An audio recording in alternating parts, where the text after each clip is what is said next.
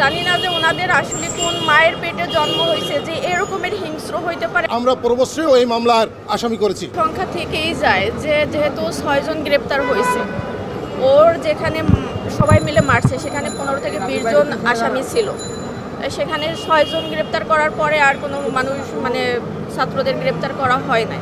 একটা মানুষকে 4টা ঘন্টা সাপের মতো পিটাই মারা, এটা মানুষের কোনো মানুষ করতে পারে না।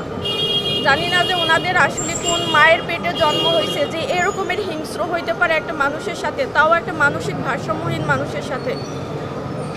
এই জন্যই হলো আমি এখানে আসা। আর আমি চাই যে ন্যায় বিচার হোক এবং কঠিন থেকে কঠিনতম শাস্তি হোক।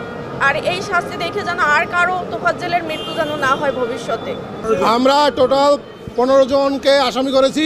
এখানে ঢাকা বিশ্ববিদ্যালয় প্রশাসন কোনোভাবে এই হত্যাকাণ্ডের দায় এড়াতে পারে না। কারণটা হচ্ছে ঢাকা বিশ্ববিদ্যালয়ের আর এখানের যিনি হল প্রভোস্ট যিনি ছিলেন, তিনি ওই হলের নিরাপত্তার দায়িত্বে ছিলেন। 4 ঘন্টা একটা ছেলেকে ঠুকে নির্মমভাবে হত্যা করা হলো। সে 4 ঘন্টায় সেনাবাহিনীকে কল করে ছেলেটাকে উদ্ধার করতে পারতেন, তারা প্রক্রিয়া টিমের সহযোগিতা নিতে পারতেন, কিন্তু সে কোনোটাই করেন নাই। বিদায় আমরা পূর্বশ্রীও এই মামলার আসামি করেছি। তোফাজ্জল হত্যার সাথে যারা জড়িত একদম সুনির্দিষ্টভাবে তাদের তথ্য প্রমাণ দিয়ে আমরা কোর্টে মামলা করেছি এবং তাদের যাতে ন্যায় বিচারটা নিশ্চিত হয়, তোফাজ্জল যাতে ন্যায় বিচারটা পায়। কোর্ট আমাদের মামলায় সন্তুষ্ট হয়ে আদেশ প্রদান করেন যে যেহেতু তার আইনগতভাবে সে যেটা করতে পারে আমাদের সিআরপিসির 205-এর ডি অনুযায়ী, সে বলেছে আমি মামলা আমলে নিলাম এবং যেহেতু এর আগে একটা জিআর মামলা হয়েছে, সো আমি জিআর মামলার যে রিপোর্টটাকে আমি কল ফর করলাম, ওটাকে আমি চাইলাম।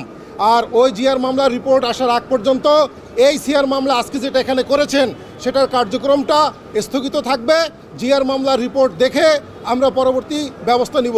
যদি জিআর মামলায় আপনাদের আসামির সাথে এখানে যারা আসামি আপনারা যারা করেছেন সব কিছু যদি ঠিকঠাক থাকে তাহলে দুটো একসাথে চলতে পারে বা আপনাদেরটাও আবার চলতে পারে।